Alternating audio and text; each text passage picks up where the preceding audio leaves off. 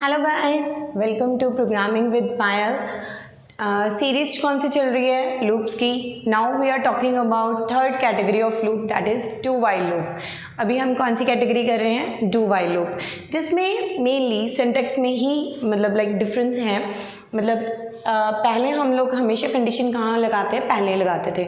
अभी कंडीशन कब लगाएंगे? आउट ऑफ द लूप, जब हमारा लूप के ब्लॉक खत्म हो गया तो हमने पहले लगाना है डू, फिर लगाने हैं कर्ली बेसिस, इसके बाद set of statements, increment decrement, इसके बाद हमने कर्ली बेसिस क्लोज करनी है। ये हमारा ब्लॉक ऑफ कोड हो गया। इसके बाद हमने वाइल लूप के बाद कंडीशन लिख के यहाँ पे क्या लगाना है? Semicolon. That is the main important point, semicolon.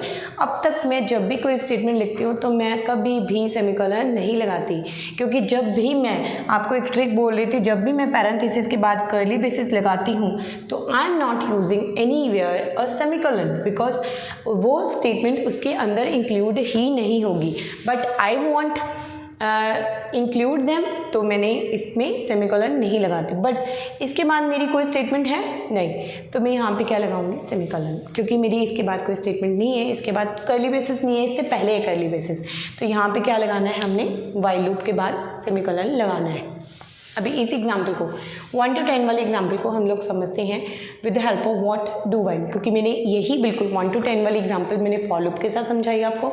यही एग्जाम्पल मैं आपको किसके साथ करवा रही हूँ? डू वाइल के लूप के साथ। तो डू वाइल लूप में हम लोग क्या स्टार्ट कहाँ से करेंगे? इनिशियलाइजेशन ऑब्वियसली हमारी बाहर रहेगी, इसके बाद डू, इसके बाद प्रिंटिंग की स्टेटमेंट, इसमें हम प्रिंट कर दिया।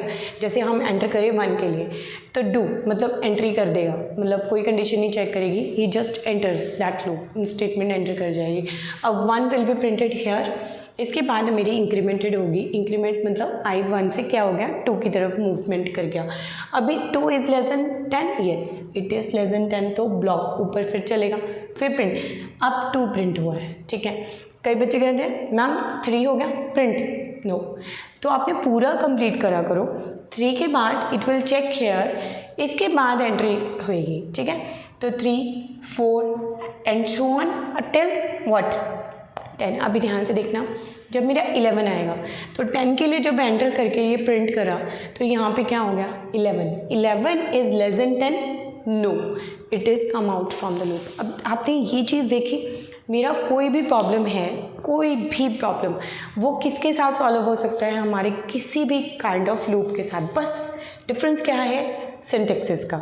अब डिफरेंस और भी बहुत होते हैं, बट फॉर लूप और वाइल लूप में तो कंडीशन पहले चेक हो रही थी, बट डू वाइल एक ऐसा लूप है जिसमें कंडीशन बाद में चेक होती है, ठीक है। एक बार एंट्री मिल जाती है हमें, इसके बाद हमारी चेकिंग होती है ब्लॉक ऑफ कोड की, ठीक है। भी हमने नेक्स्ट स्टेप लगाना है कि नहीं लगाना है, ठीक है। तो यहाँ पे जो डू वाइल लूप है हमारा, इसमें इसको क्या बोलते हैं? एग्जिट लेवल लूप बोलते हैं। Exit level loop. Exit level loop में क्या होता है? हमारी एग्जिट गेट पे चेकिंग हो रही है। एग्जिट गेट मतलब जब मेरा लूप ख़त्म होने वाला है तब मेरी चेकिंग हो रही है, फिर मैं दोबारा से अंदर गेट में एंटर करूँगी कि नहीं करूँगी। तो इसका बेनिफिट क्या हो जाता है? कई प्रोग्राम्स में हमें ऐसे होता है भी एक बार तो चल जाए, इसके बाद चेकिंग हो, इसके बाद चेकिंग हो। जैसे एक बहुत इंपॉर्टेंट एग्जांपल है हमारी चेक वेदर, मतलब जब तक मैं स्टॉप या ई या येस और नो प्रेस नहीं करती तब तक मेरा लूप एंडलेस चलता जाए। तो वैसे एग्जांपल्स के लिए मतलब जितनी भी ये हमारी असाइनमेंट्स होती हैं या प्रोजेक्ट वर्क्स होते हैं, उनमें हम कॉन्टीन्यूटी में अपना प्रोजेक्ट चलाते रहते हैं, बट हम स्टॉप जब हम उसको ऑप्शन देते हैं येस और नो का, अगर वो येस करेगा तो दोबारा से वही काम होना स्टार्ट हो जाएगा। अगर मान लो मैंने उसको बोल दिया भी बाहर निकला एग्जिट कर, तभी वो एग्जिट करेगा। तो वैसी एग्जांपल्स के लिए हम लोग क्या लगाते हैं? Do while loop. जैसे आप एटीएम में भी यूज़ करते हो। एक बार जब आपने एक बार अपना कार्ड एंटर कर दिया, इसके बाद कार्ड एंटर करने के बाद आपका सीक्वेंस में कुछ स्टेप चलते रहते हैं जब तक आप क्या नहीं करते? एग्जिट नहीं करते। अब मान लो आपने बैलेंस चेक करना है, बैलेंस चेक करने के बाद फिर से वो आपसे पूछे भी आपने और कुछ करना है, कोई सेविंग्स करनी है, कोई विड्रॉइंग करनी है, तो वो चीज़ों के लिए हमने क्या यूज़ करना है? अपना डू वाइल लूप यूज़ करना है। तो वो एग्जाम्पल मैं अलग एक वीडियो बनाऊँगी, क्योंकि इसमें we are talking about do while syntax only, जिसमें एग्जाम्पल और सिंटैक्स दोनों के बारे में बात करी है। एक एग्जाम्पल में हम एक ही प्रॉब्लम को सॉल्व करेंगे with the help of what?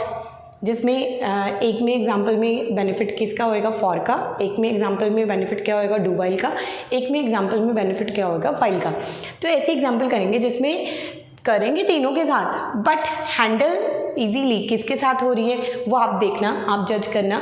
हम सॉल्व तीनों में ही करेंगे, ठीक है, ताकि आपको बहुत अच्छे से क्लियर हो जाए। अब इस सीरीज़ में जो मैंने फॉर, वाइल और डू वाइल, इन तीनों में मैंने सिर्फ एक ही एग्जाम्पल सॉल्व करी है, that is very easiest example, जहाँ पे मैंने 1 से लेकर 10 तक आपको फ्लो बना के दिखाया है। इसके बाद जो मैं एक और वीडियो डालूंगी जिसमें मैं आपको तीनों में से जो कन्वीनियंट वे है आपको चूज़ करना होगा कि कौन सा कन्वीनियंट वे हमारा अप्लाई हो रहा है, तो हम उस चीज़ में लूप्स को और अच्छे से समझेंगे, ठीक है।